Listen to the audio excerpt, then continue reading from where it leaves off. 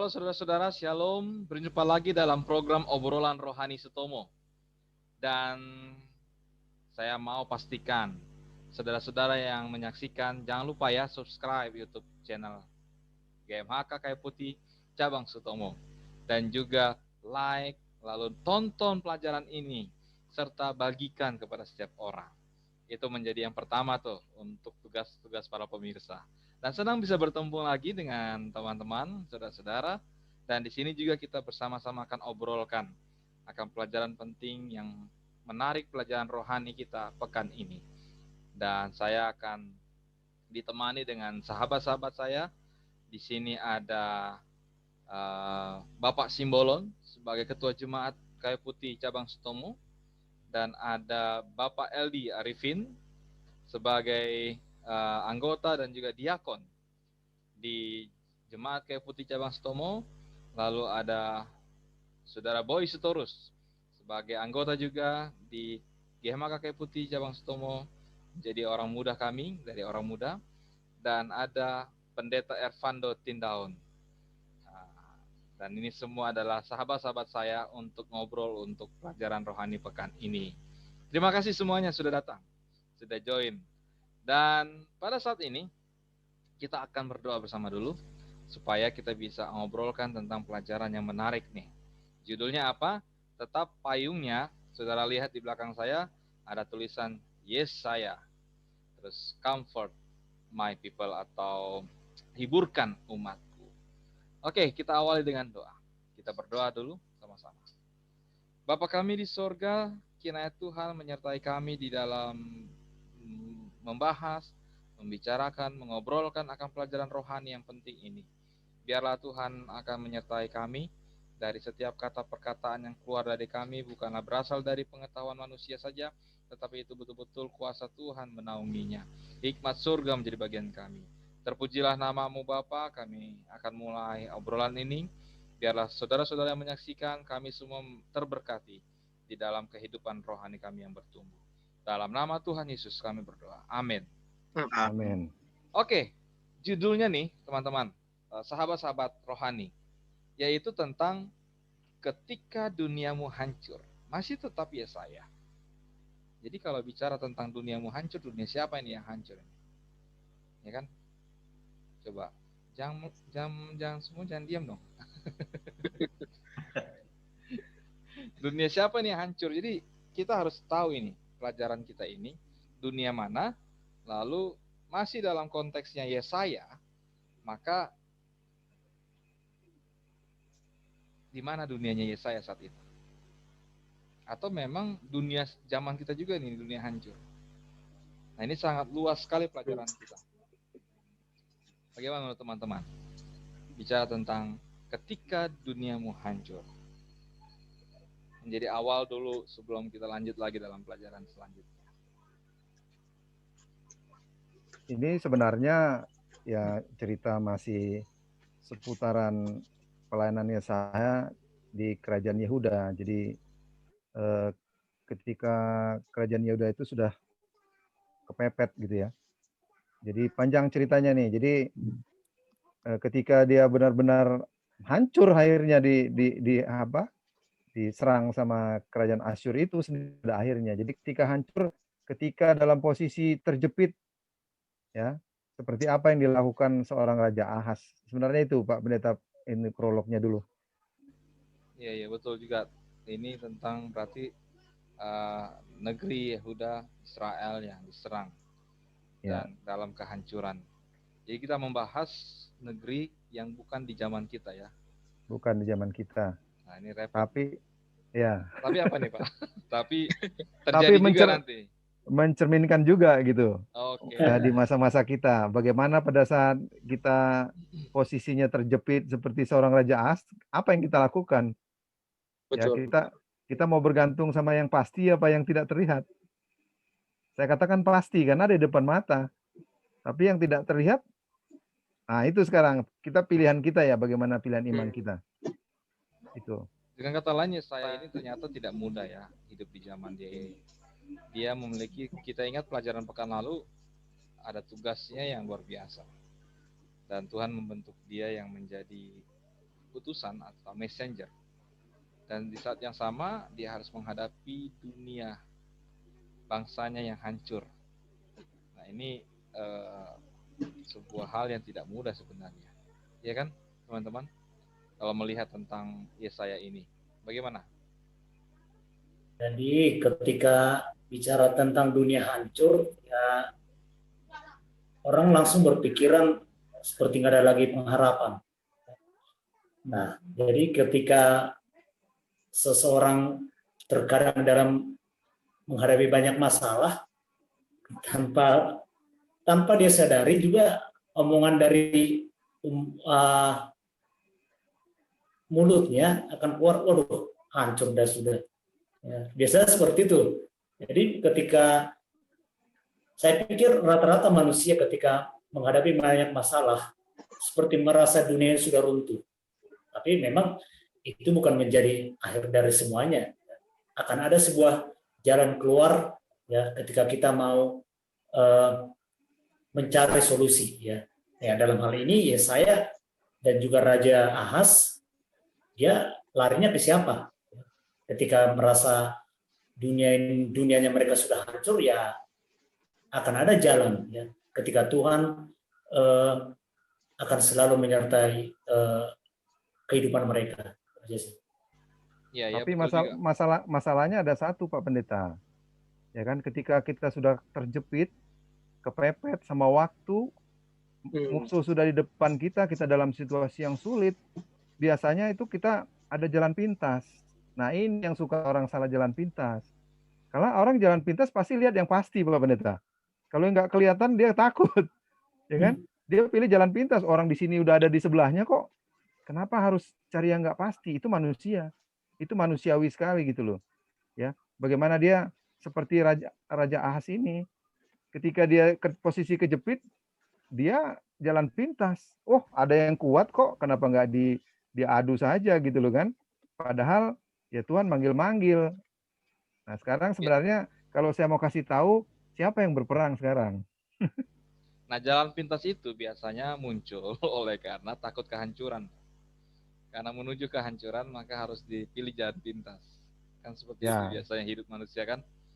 Kalau ada yang bisa kita jalani yang lain supaya lolos dari kehancuran, makanya dalam pelajaran kita ada hal-hal dikatakan pasti sebelum kehancuran ada suatu tanda-tanda. Ada hal-hal saat-saat yang berbahaya.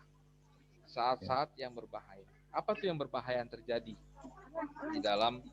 di saat baik kita tahu kan bahwa dalam posisi Raja Ahaz ini tidak mudah. Dia tidak mudah dikatakan dalam pelajaran ini bahwa di mana kerajaan dia sedang lemah dan kerajaan lain kuat dan bergabung dengan kerajaan yang berikutnya untuk berperang melawan kerajaan Ahaz ini. Nah, itu kan suatu hal yang sangat secara matematika mungkin dilihat ini sangat berbahaya.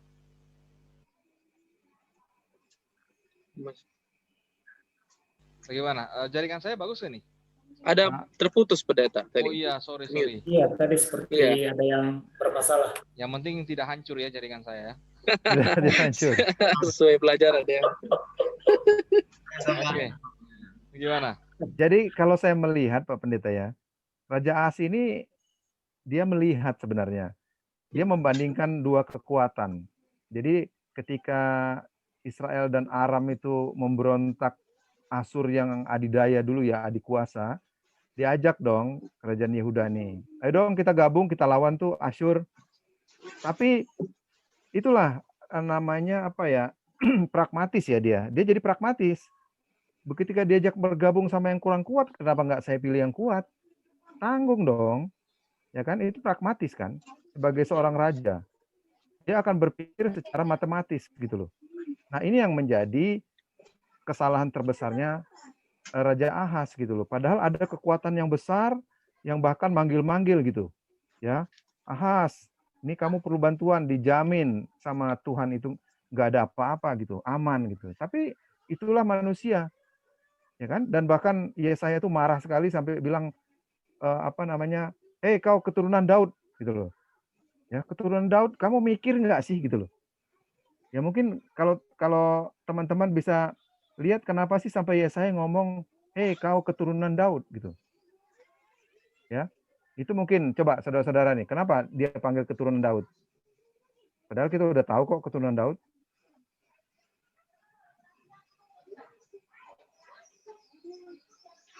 Kayaknya pada diam aja nih. Something wrong with you all. Ya, gimana? Oke. Pendeta Jadi Tindaun. saya dulu. Pendeta, Ya. pendeta. Jadi apa yang dialami, ya kalau kita udah belajar kan sebenarnya pelajaran sekolah sahabat kita ini, dunia yang hancur, tadi sudah dibahas bersama-sama oleh kita, di mana keadaan Yehuda, bangsa Yehuda ini sama juga dengan keadaan kita di zaman sekarang ini, tapi mungkin ada sedikit perbedaan ya. Ini kalau saya melihat dalam pelajaran kita ini, coba dulu kita bayangkan kita ini sebagai pemimpin. Karena pelajaran ini sebenarnya ada mirip-miripnya dengan pelajaran krisis kepemimpinan ya. Jadi kalau di sini kita adalah sebagai pemimpin, apakah pemimpin di dalam gereja, apalagi yang tertinggi, karena yang kita pelajari ini kan pemimpin yang bukan hanya lingkup rohani saja, tetapi ini sudah lingkup yang lebih besar. Ini soal nama baik, ya, Bapak yang ada di tempat ini. Ya, ini soal nama baik, ini soal nama kerajaan, ya, bahkan diri, identitas seorang raja, ya. Tentunya dalam hal ini adalah Raja Ahaz. Tapi kalau kita melihat dalam pekabaran ini, ya, kita lihat sendiri bahwa Raja Ahaz ini memang dia tidak bergantung kepada Tuhan. Itu masalahnya juga di sini yang kalau kita melihat. Dia itu tidak bergantung kepada Tuhan. Nah, bagaimana seorang yang tidak bergantung kepada Tuhan ya, bisa membawa bangsa ini? Ini berbeda sekali kalau kita perhatikan raja yang sebelumnya. Coba kalau kita lihat dalam buku 2 Tawarik 20, ada satu kerajaan yang diserang juga. Ya. Raja apa itu? Itulah Raja Yosafat. Ya, dia lagi tumpul juga pikirannya ini. Karena ada bangsa ini sudah mau hancur. Ya, makanya dikatakan dalam 2 Tawarik 20, ya kami tidak tahu apa yang harus kita lakukan. Ya, tapi mataku tetap tertuju kepada Tuhan. Artinya karena Yosafat ini takut kepada Tuhan. Jadi, ini juga menjadi masalah juga kepada kita, ya, di dalam kehidupan kita sebagai pemimpin, kalau kita tidak bergantung kepada Tuhan. Saya tidak tahu bagaimana kalau saya jadi Presiden Republik Indonesia, ya. Ya, contohnya ada hal vaksin ya. Ada yang menolak ya, di mana bersama-sama. Ada juga yang menerima vaksin. Tapi sebagai seorang pemimpin dia harus lakukan. Tentunya kita tahu Bapak Presiden kita, ya seorang Jokowi, dia berdoa kepada Tuhan, ya apa yang harus dilakukan. Nah, tapi kadangkala kalau dia memang tidak rohani, tidak takut kepada Tuhan, bagaimana dia memimpin bangsa ini ke arah yang tepat? Jadi yang bisa kita lihat ketika dunia hancur, ini di tangan seorang pemimpin. Bagaimana pemimpin itu? Takut nggak dia kepada Tuhan? Biasanya kalau pemimpin itu tidak rohani, dia akan gunakan pandangannya, pemikirannya yang menolong kepentingan dirinya, bukan kepentingan Tuhan. Ya, ini artinya kalau kita melihat dunia yang hancur ini, bisa jadi ini terjadi dalam lingkungan kita. Ya, saya tidak usah melihat kritisi semua, kita sudah tahu juga sendiri. Ingat ya, keadaan gereja kita ini juga sedang memiliki masalah. Ya, kita dilanda kehancuran juga. Tapi kalau kita tidak dibawa kebenaran, bisa bahaya kita. Itu sebabnya harus bergantung kepada Tuhan. Mungkin ini tambahan dari saya. Ya. Terima kasih Pak Pendeta. Ya. Jadi Biasa. sama, kita juga posisi kita ya, ini di gereja umat-umat Tuhan juga banyak ya. Ketika banyak ada rintangan atau perlawanan dari masyarakat sekitar, yang kita cari siapa sih? Tuhan. Ternyata tidak, tapi Yang kita cari pasukan keamanan, ya polisi yang kita laporin. Itu pernah kita lakukan di tempat kita sendiri gitu loh. Awalnya kita bergantung kepada manusia.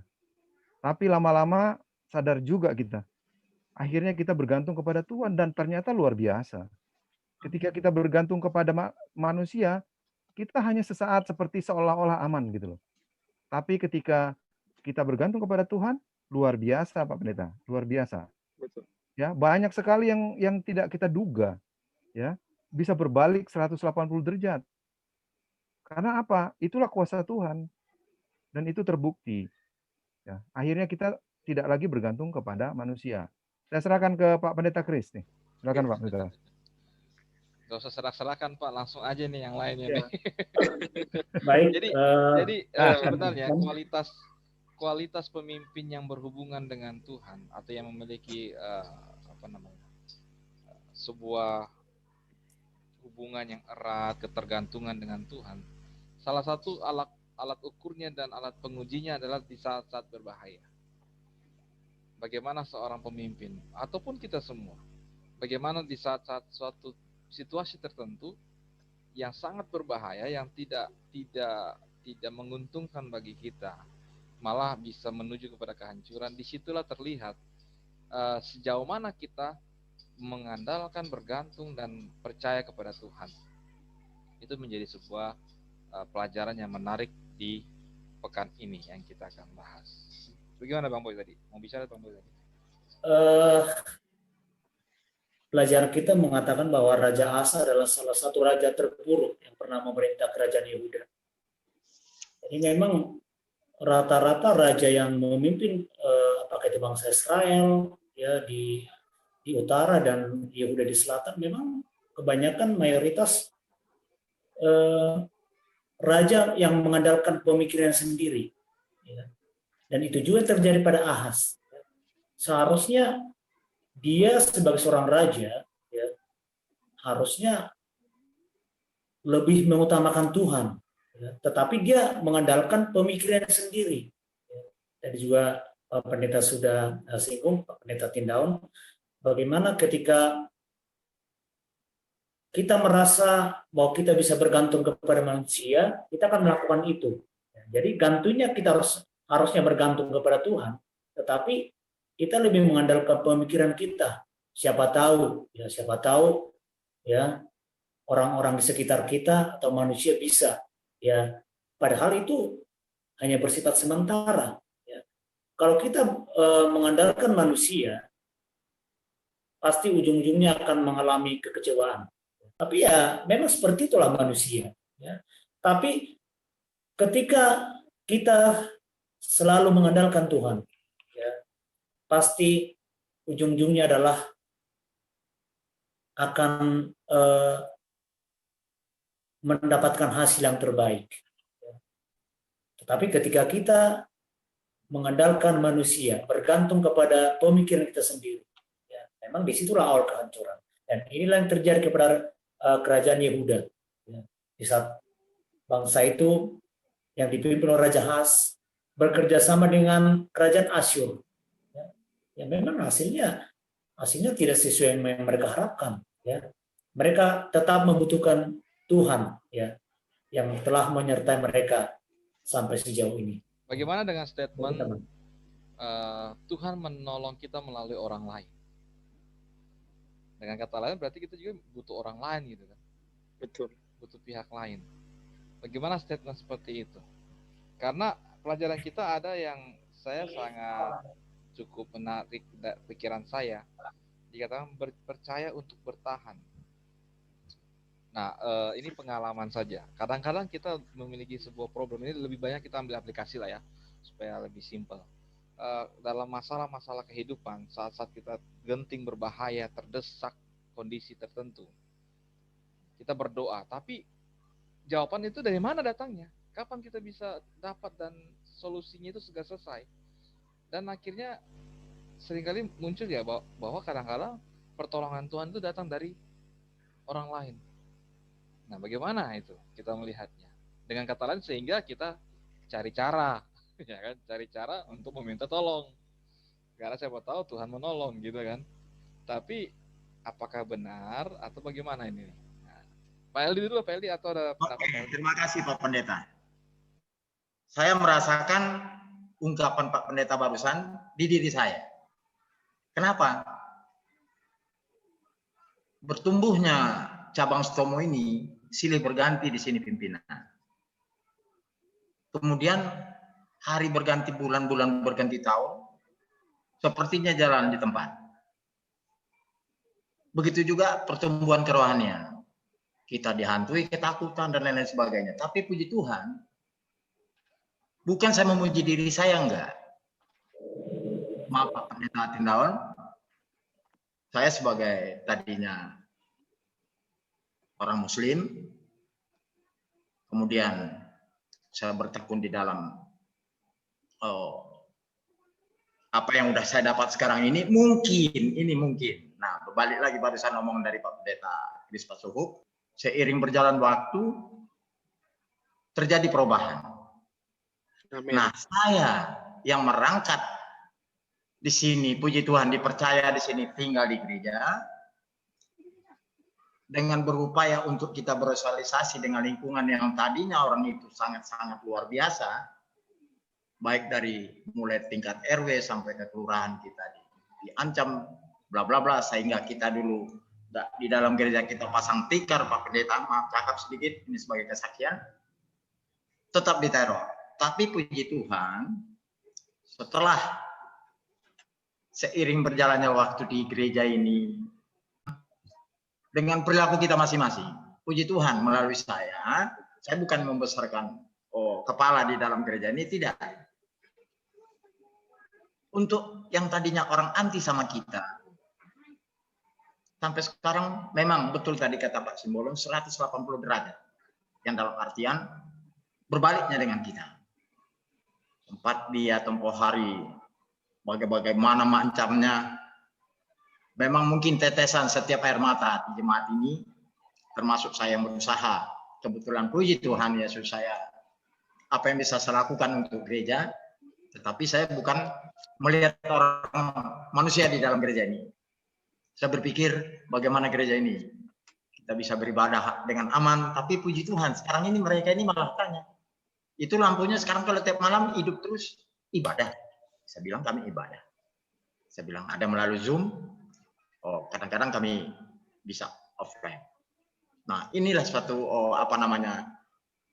tadi saya menggarisbawahi omongan Pak Pendeta Kris Pasuhuk, ada waktunya manusia ini untuk menjembatani kita ke tingkat tinggi, yaitu kepada Sang Khalik, kepada Tuhan Yesus. Amin. Nah, jadi saya merasakan sekarang apa yang saya rasakan.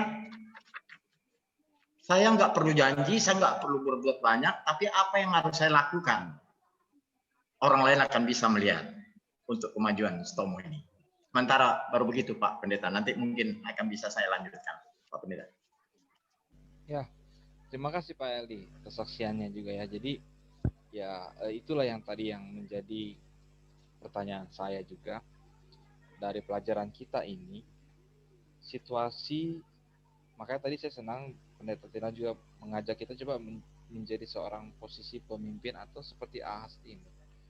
Posisi berbahaya, posisi terdesak, posisi yang mungkin matematikanya ya dia harus berpikir keras untuk kebaikan bangsanya. Tetapi di sisi lain ya saya malah memberikan sebuah nasihat, karena kita tahu Ahaz melakukan sesuatu hal yang tidak berkenan di hadapan Tuhan untuk coba mempertahankan bangsa ini. Tetapi di sisi lain ya saya memberikan sebuah nasihat, tekanan tentang percaya untuk bertahan. Nah, kalau kita ambil aplikasi percaya untuk bertahan, dengan kata lain kita apa yang kita lakukan gitu, artinya apa yang harus kita perbuat di saat terdesak. Apakah kita hanya, nah ini manusiawi ya, saya katakan manusiawi. Apakah kita hanya berdiam diri dan berdoa, atau kita berdoa dan berusaha, nah dan sebagainya. Nah ini yang menarik. Tapi nanti kita akan lihat pelajaran ini selanjutnya, bahwa dengan istilah percaya dan bertahan, setelah itu minta tanda apa yang Tuhan akan berikan kepada kita jalannya. ini sebuah kualitas iman yang luar biasa yang diarahkan oleh Yesaya untuk manusia atau mencari pertolongan kepada manusia itu di nomor 2 kan. Nomor 1 kepada Tuhan. Nah, ini sangat-sangatlah tidak mudah. Kita harus katakan ini tidak mudah. Saya pernah mengalami hal-hal yang sangat-sangat mendesak hidup saya. Yang tapi pernah ini saya kesaksian sedikit. Saya sampai akhirnya, saya orangnya pernah alami, saudara-saudara. Ketika mengalami sebuah depresi atau tekanan yang luar biasa, pernah saya hadapi masalah-masalah yang berbahaya sekali. Saya hanya merengkup tubuh saya di dalam kamar dan saya cuma berdoa karena nggak tahu cara apa lagi, nggak tahu cara apa lagi. Saya tidak tahu mau membuat apa, mau minta tolong sana sini, udah coba juga tapi kayaknya tidak terpuaskan gitu. Langsung saya merengkup dan berdoa saja. Dan bertahan ini yang menarik dalam pelajaran kita. Bertahan ini artinya sekalipun berbahaya itu akan datang juga, ya kita tetap bertahan, percaya gitu. Percaya kepada Tuhan bahwa Dia akan memberikan jalannya. Bagaimana? Mengenai percaya untuk bertahan dan meminta tanda ini. Ini hal yang sangat tidak mudah ini. Saya tambahkan Pak Pendeta, Ya, silakan, ini pengalaman juga ya. Ini saudaraku, zaman kita ini kan zaman COVID-19 ini, di mana ini merupakan hal tantangan dalam penginjilan ya. Ya, saya melayani di cabang ya. Bahkan di sini ada Pak Pendeta Pasuhuk, Bapak Simbolon, Bapak Sitorus dan juga Bapak LD. Ini sedang dalam penginjilan juga tahun 2021 ini. Bagaimana jiwa yang mau kita bawa untuk Tuhan, ya. Saya stres bagaimana membawa jiwa di dalam kita juga punya tekanan juga dalam melayani kan, di mana jiwa harus bisa kita bawa. Ya, tentu Pendeta Pasuhuk sudah tersenyum, ya. Inilah tantangan sebagai seorang hamba Tuhan, ya. Tapi saya tetap berusaha dan berdoa. Tapi bukan hanya berdiam diri. Ya, artinya berusaha, berdoa dan berusaha. Jadi Pak Pendeta itu saya setuju, berdoa dan berusaha. Ya. Sering sekali diberikan arahan dari gembala senior. Harus buat ini, buat ini. Kadangkala kita ini ada rasa sedih, ya, sakit hati kadangkala. Tapi saya tidak mengabaikan itu, tapi itu ilmu. Saya harus bisa. Bahkan kadangkala kita utarakan kepada siapa? Tuhan, ya. Dan saya punya sahabat, Bapak yang ada di tempat ini, saya punya sahabat seorang pendeta, ya. Lalu dia kuatkan saya. Dia tahu apa yang menjadi masalah saya, bahkan juga dia pernah mengalami, ya. Akhirnya kami berdoa bersama. Kita harus apa? Istilahnya harus banting setir. Kita harus bisa. Jadi dia kuatkan, kita sama-sama melayani selagi ada waktu, dan puji Tuhan, ya. Di pikiran saya, ini ada jiwa yang sudah sering belajar KPA, belajar Alkitab, di pikiran saya ini nggak mau terima Yesus ini. Karena saya dari dulu, pertama-tama saya selalu ditolak. Ya, kebetulan masih muda, selalu pergi, keluar, kalau mau diajak belajar Alkitab. Tapi puji Tuhan, dengan pertolongan Tuhan. Saya tidak tahu, mungkin itu cara Tuhan, ya. Akhirnya mereka terima Yesus sebagai Tuhan dan Juru Selamat mereka, ya. Jadi dalam hal ini itu cara Tuhan. Di pikiran kita ini pasti tidak mau diterima Yesus. Tapi ketika kita berdoa, berserah kepada Tuhan, berusaha, Tuhan menunjukkan. Dan saya semakin dikuatkan. Dan kalau kita dekat kepada Tuhan, lebih dekat lagi kepada Tuhan, rupanya ada banyak jiwa yang mau datang berserah kepada Tuhan. Jadi dalam hal ini penting juga untuk dilakukan di zaman sekarang ini, meskipun memang sulit dalam penginjilan ya, mencari jiwa untuk Tuhan. Terima kasih, mungkin ya, ada yang lain. Menarik juga nih kesaksian Pendeta Tindal. Tapi saya mau menyambungkan dengan apa yang dikatakan Pak Simbolon. Bukan jalan pintas tapi kan Pak Pendeta ya. Bukan. Karena tekanan akhirnya jalan pintas begitu ya. Iya. Akhirnya sama dengan Raja Ahaz ini. Betul pendeta, betul sekali. Memang dalam pelayanan sebenarnya pekerjaan kita, seluruh gereja kita ini harusnya menjadi pengkabar Injil, pembawa jiwa-jiwa. Memang ya itu dalam dunia karir seorang pendeta. Saya percaya juga dalam dunia karir saudara-saudara yang lainnya juga pasti ada hal-hal tekanan-tekanan. Nah, pertanyaannya yaitu apakah kita percaya bertahan atau kembali lagi? Karena pelajaran kita Raja Ahaz, saudara tahu bahwa apa yang dia lakukan salah satu hal yang sangat ekstrim. Dia mengorbankan putranya kepada berhala. Membawa ketidaksopanan secara ekstrim, dia adalah Raja Yehuda pertama yang mengorbankan putranya sendiri kepada berhala. Dan Allah mengizinkan itu terjadi dan semua kesulitan itu terjadi. Segera dia dapatkan. Nah, itu sebuah cara-cara yang dia lakukan untuk kompromi akhirnya ya. Kompromi beda dengan toleransi, tapi kompromi ini lebih kepada hal-hal kadangkala iman pun dikorbankan. Prinsip pun dikorbankan. Nah, pelajaran ini sangat-sangat penting sekali buat kita sebenarnya, aplikasinya dalam sekali dalam kehidupan sehari-hari, karena kita tidak pernah namanya lolos dari namanya tanda-tanda sebuah berbahaya, hal-hal yang berbahaya. Malah hal berbahaya ini bisa membawa kepada kehancuran hidup kita. Kehancuran.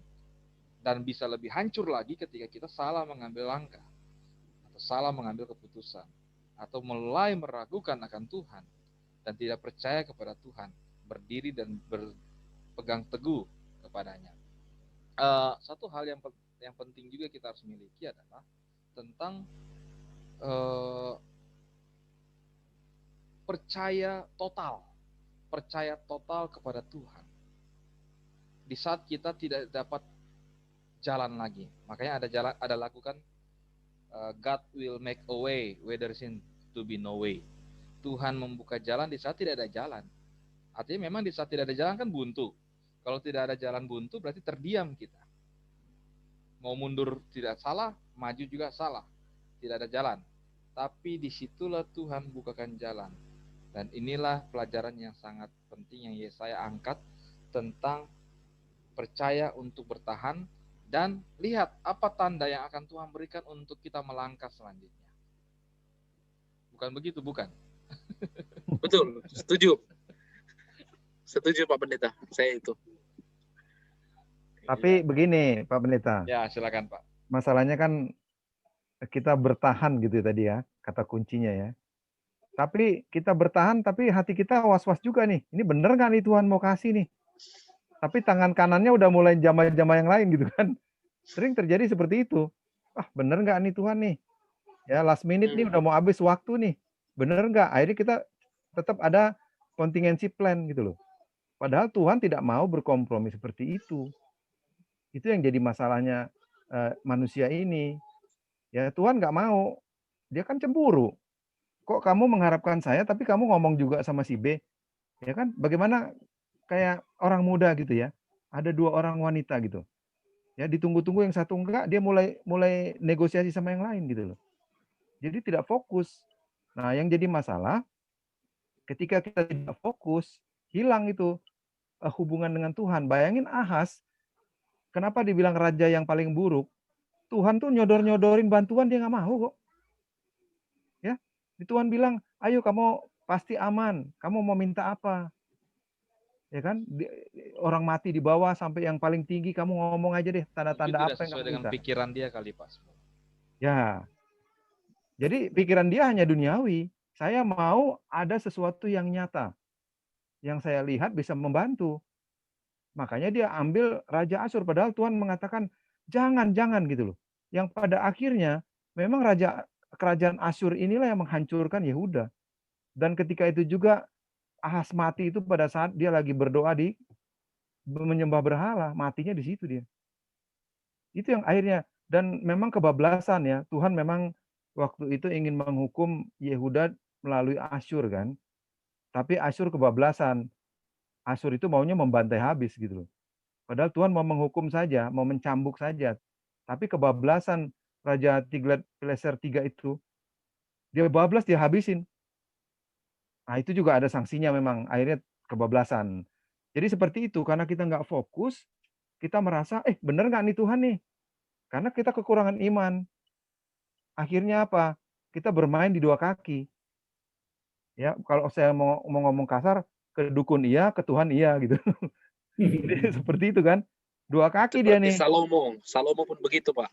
Ya, begitu kan? Tragis, namanya masih manusia. Ya nggak ada yang benar-benar fokus. Dia tunggu, ya mati-mati. Tapi jangan salah loh. Tuhan itu tidak selalu juga seperti yang memberikan sesuatu yang mulus. Stefanus tidak seperti itu kan. Itulah karunia Tuhan gitu. Tidak harus dalam keadaan bisa saja diserang memang mati beneran, tapi sebagai orang-orang yang benar-benar membela Allah gitu loh. Seperti Stefanus, dia hanya berdiam saja dan mati beneran kok, ya kan? Ketika 3 orang temannya Daniel juga begitu, Sadrak, Mesak, Abednego, ya kan? Dia mengatakan kok, seandainya dilempar ke api, Tuhan akan menolong kami. Tapi seandainya Tuhan tidak menolong kami juga nggak apa-apa. Ada nggak yang mau seperti itu, saya tanya? Ya kan? Oh, mati juga gitu. Terus sekarang, wah, gue dibohongin sama Tuhan nih. Juga akhirnya, tahu gitu ke Raja Asyur aja deh. Kan gitu. Ya kan Tuhan tidak selalu, tapi di sini makanya yang saya bilang, di sini mungkin Tuhan bilang Immanuel itu kan, Allah beserta kita. Ya, Tuhan tidak, kalau ada lagunya kan, Tuhan tidak memberi kita jalan yang mulus kan. Pasti ada masalah, ada kendala dalam hidup kita. Makanya Immanuel itu mengatakan Tuhan akan bersama kita ketika kita dalam susah. Ya kan? Kalau Tuhan kasih ada yang mulus, nggak ada apa-apa,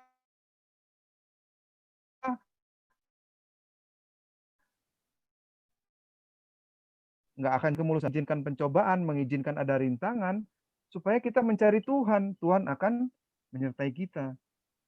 Itu menurut saya gitu. Manusia memiliki sikap bertahan hidup. Itu manusiawi. Dan mengapa kita sekarang, saya tanya, saudara-saudara bekerja, pemirsa pasti bekerja, pemirsa sedang berjuang survive, bertahan hidup untuk hidup lebih baik lagi. Tapi judul pelajaran ini menarik, ketika duniamu hancur.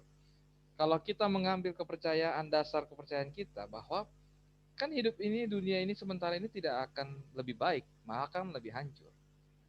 Kepada siapa kita mau cari pertolongan? Secara sikap manusiawi kita mau bertahan ya. Tapi ketika nubuatan dalam kebenaran firman Tuhan, dunia ini akan hancur, kepada siapa akan kita mencari pertolongan? Kepada siapa kita ingin mencari bantuan, bala bantuan itu? Apakah kita tetap mau dengan cara kita sendiri? Nah, itu juga yang menjadi yang pelajaran kita. Makanya bagaimana Bang Boy nih?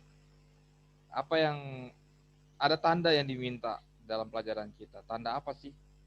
Ketika percaya kepada Tuhan, lalu ya saya mengajak untuk meminta tanda untuk bisa lolos dari kehancuran. Jadi memang ya wajar ya, memang kalau Raja As ini adalah raja terburuk, salah satu raja terburuk yang memerintah Yehuda. Jadi dia, kalau saya melihat Raja Ahas ini adalah termasuk orang yang egonya tinggi, ya. Bahkan dia sampai tidak menghiraukan ya, perintah dari Allah. Ya. Jadi ketika dia merasa bahwa itu adalah hal yang dia rasa itu baik, dia lakukan, tapi ujung-ujungnya adalah kehancuran. Nah, tapi Raja As beruntung ya, dia hidup di zamannya Nabi Yesaya. Nabi Yesaya ini adalah nabi yang selalu menyimbangkan. Ya, jadi ketika si Raja As ini mulai bengkok, ya Nabi Yesaya ini meluruskan. Ya. Tapi Tuhan juga memberikan sebuah ujian ya bagi bangsa ini ketika Raja Asyur, ya, bahkan dari Pak Simbol juga sudah singgung bahwa Asyur menyerbu Yehuda. Ya, ini adalah izin Tuhan. Ya.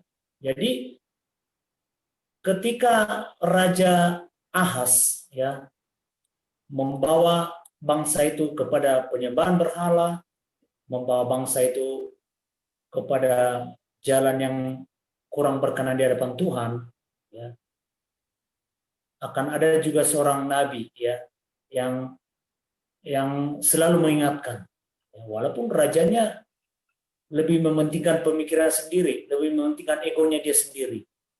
Jadi sama seperti hidup kita sekarang ini, ya, ketika dunia bangsa Yehuda saat itu hancur, dunia di mana kita tempat kita tinggal juga saat ini ya hancur juga, ya. Ketika kita mengandalkan pemikiran kita merasa bahwa kita akan sanggup menjalani ini semua ya tanpa pertolongan Tuhan, ya pasti itu hanya sementara, ya. Tapi pelajaran saat ini ya mengingatkan kepada kita, jangan sampai dunia kita hancur ya ketika kita lalai dalam hidup kita selalu mengandalkan pemikiran kita sendiri. Di saat kita menghadapi masalah, bukannya kita bergantung kepada Tuhan, tetapi kita malah mencoba bertanya kepada orang lain. Ya, ini adalah salah satu hal yang tidak berkenan bagi Tuhan, yang Tuhan tidak sukai. Ya, tapi biarlah melalui pelajaran ini kita diingatkan kembali melalui pelajaran dari Raja Ahaz, ya, Nabi Yesaya, ya, bahwa kalaupun kita berada dalam jalan yang bengkok, ya, Tuhan akan selalu meluruskan jalan kita. Ya, bila mana kita mau datang kepada Tuhan, ya, dengan penuh penyerahan. Ya, itu tambahan dari saya, Pak Pendeta. Ya, tadi belum dijawab tuh tanda-tandanya apa tuh? Ada tanda-tanda dari pelajaran kita. Ketika Yesaya memberikan masukan kepada Raja Ahaz, dan kita tahu di dalam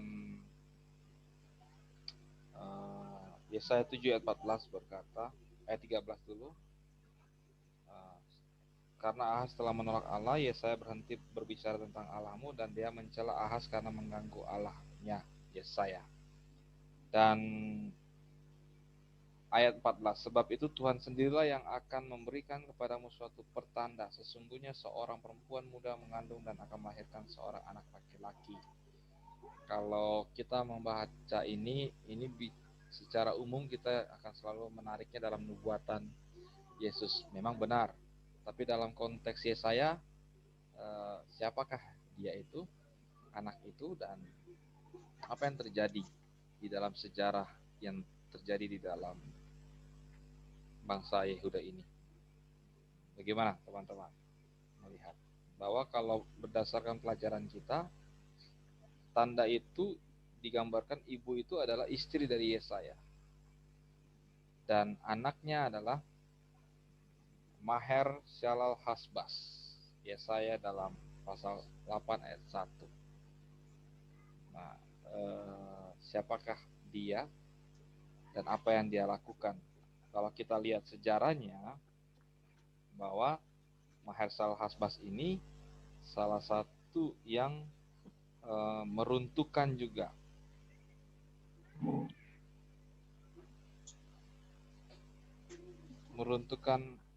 menggambarkan keruntuhan akan Aram, kerajaan Aram. Nah, ini memang agak sejarah sekali pelajaran kita, agak sejarah sekali. Namun kita ambil aplikasinya lah. Apa yang dimaksud dari tanda itu yang ditunjukkan kepada bangsa Yehuda Ahaz sendiri? Menurut teman-teman, apa yang dimaksudkan dengan tanda itu? Supaya kita bisa dapat pelajarannya. Iya, tambahan dari saya, Pak Pendeta ya. Silakan. Ya, kita kan memang sudah belajar ya di pelajaran sekolah sahabat kita ini, dan juga tanda seorang anak lelaki. Apa suara saya terdengar? Terdengar, Oke, pendeta. oke, terdengar ya. Bagus. Jadi kita sudah lihat bahwa dalam Yesaya 7 ayat 14 dalam nubuatan tentunya secara umum ini menyatakan kelahiran Yesus Kristus, ya, dan itu sudah dijelaskan di Perjanjian Baru, ya. Nah, dalam hal ini kalau kita bisa melihat, saya memperhatikan Raja As ini memang tidak percaya kepada Tuhan. Tuhan sudah buat ya bencana, kehancuran bagi bangsa Yehuda, terjadi penyerangan, lalu dikasih petunjuk dari Yesaya, percaya Ahas, percaya, tapi tidak mau percaya ikuti Nabi Yesaya, lalu dia kasih tanda, mana yang harus saya lakukan? Ya, saya akan berikan. Itu pun tidak percaya. Sampai Tuhan sendirilah yang harus memberikan tanda itu melalui kelahiran Yesus Kristus.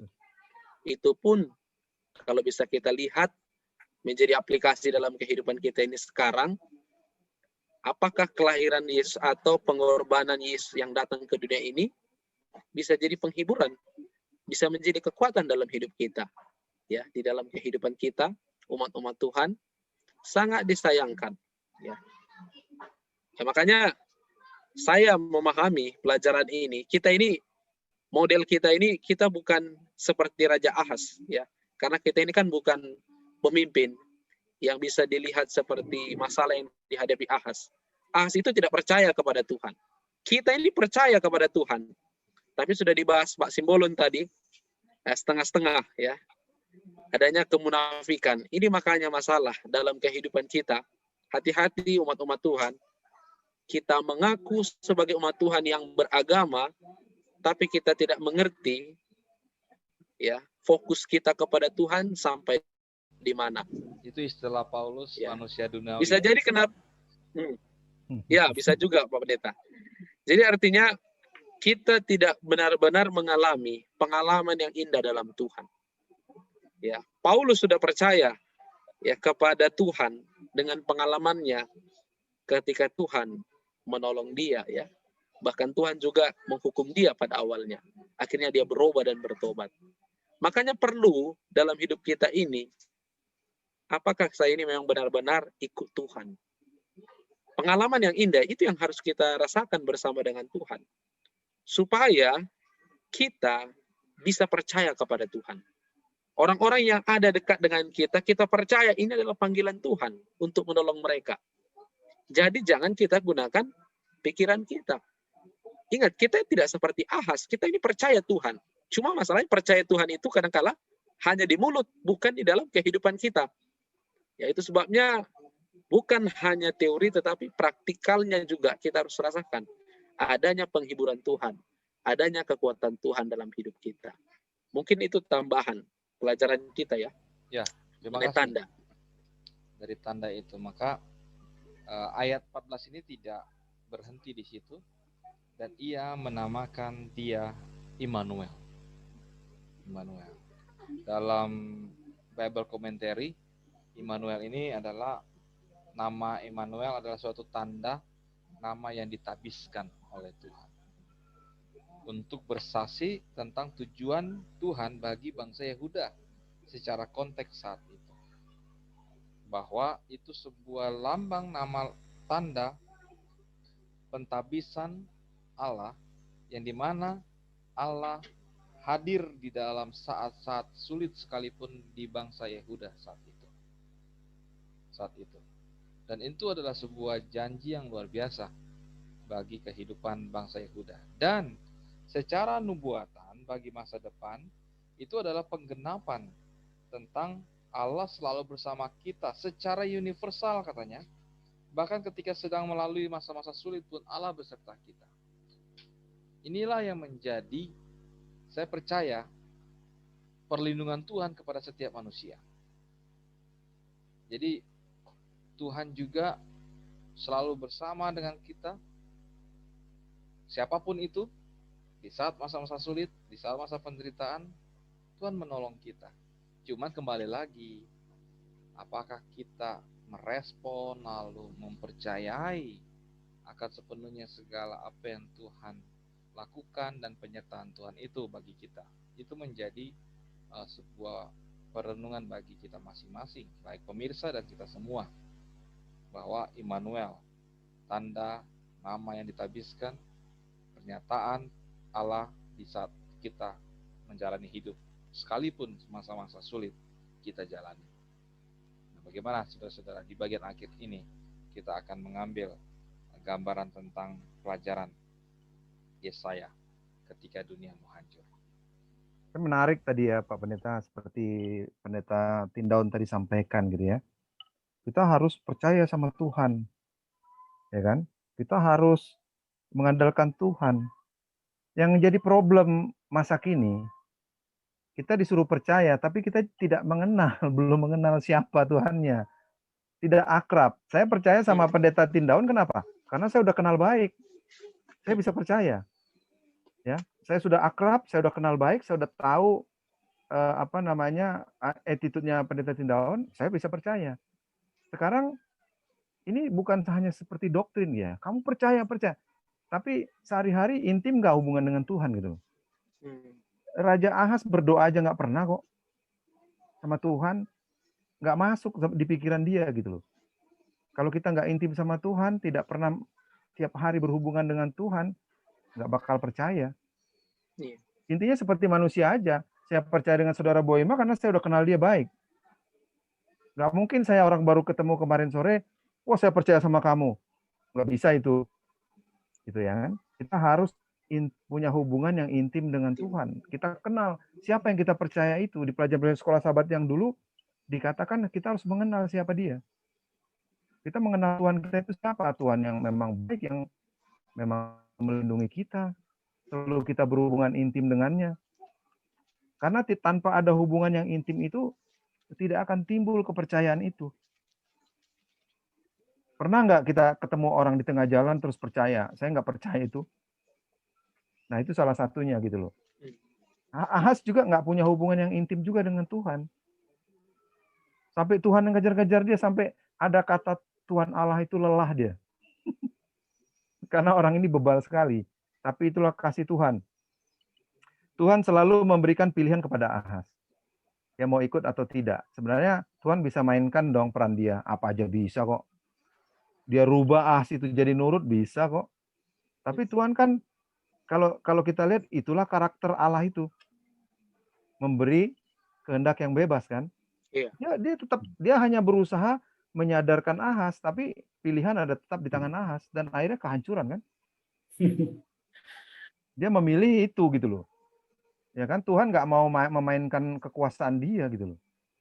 Ya, jadi itu memang sesuatu, membiarkan suatu kehendak yang bebas, karena itulah potret Allah, itulah karakter Allah.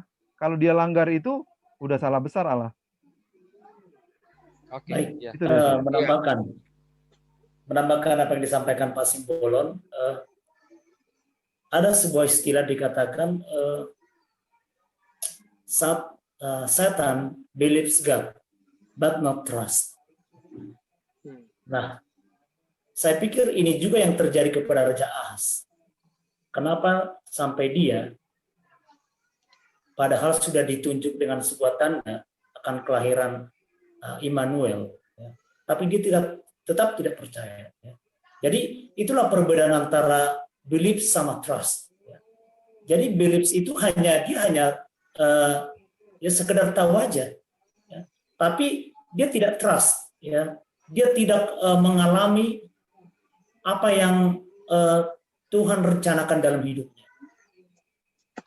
Jadi tadi sudah disampaikan Pak Simbolon ya, antara belief, percaya dengan trust itu beda. Ya. Kita boleh saja percaya sama orang, tapi apakah kita sepenuhnya percaya dengan apa yang dia lakukan, apa yang dia alami dalam hidupnya, belum tentu.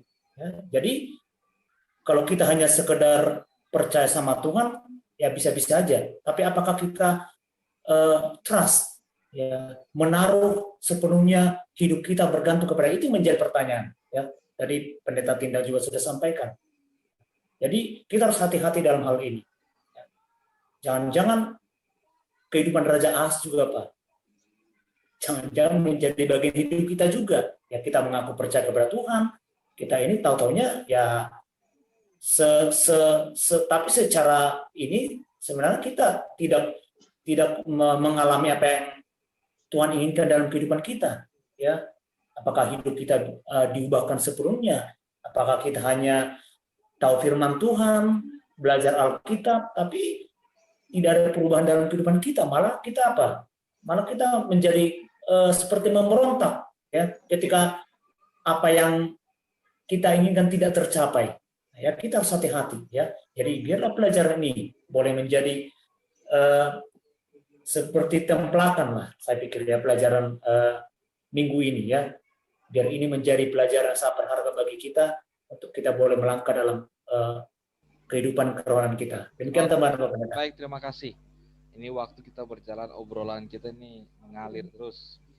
Oke, kita akan akhiri obrolan ini dengan sebuah pendapat akhir dari sahabat-sahabat.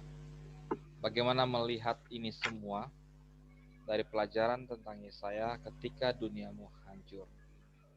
Apa yang rekan-rekan, sahabat-sahabat rohani yang akan ingin disampaikan untuk para pendengar, untuk kita semua? Ya. Apa pelajarannya? Mungkin saya pertama dari Pak Eldi dulu, Pak Eldi. Singkat, jelas saja, Pak. Oke, terima kasih Pak Pendeta. Ketika dunia hancur, apa yang harus kita perbuat atau apa yang harus kita lakukan? Tugas pokok kita adalah kita tidak boleh jauh dari Tuhan. Amin. Meyakinkan diri kita, Tuhan itulah satu-satunya juru selamat kita. Baik, terima kasih Pak Eldi. Bagaimana yang lain? Bang Boy dulu.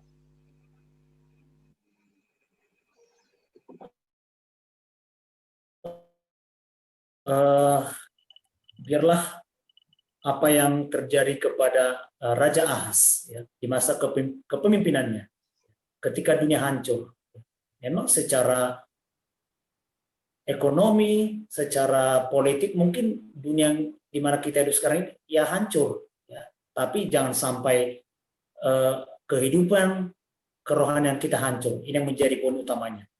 Dunia boleh hancur dengan segala keinginan-keinginannya, dengan segala kepelisirannya, ya. Tapi jangan sampai membuat kerohanian kita jauh daripada Tuhan. Itu aja sih tambahan. Oke, terima kasih. Pak Simbolon? Kalau dari saya, kedengaran suaranya? Kedengaran, Pak. Kedengaran. Mantap. Kalau dari saya, kita dalam beriman kepada Tuhan itu kita harus konsisten. Ya, jangan on off. Ya, ketika kita dapat dari yang lain, kita lupa sama Tuhan. Wah, ini sumbernya ada dari yang lain ternyata kan. Nah, jangan on off. Jadi konsisten. Ketika kita percaya sama Tuhan, kita mengandalkan Tuhan saja. Jadi jangan kita lihat ada yang lain. Wah, sementara andalin yang dulu itu tetangga dulu deh. Ya kan? Ini persoalan muda, jangan Tuhan. Ketika kita tidak konsisten, di situ Tuhan tidak beserta kita. Ya, sama ibaratnya kalau kita buka usaha, ya buka warung gitu ya. Hari ini buka, besok tutup. Hari ini buka, 2 hari tutup.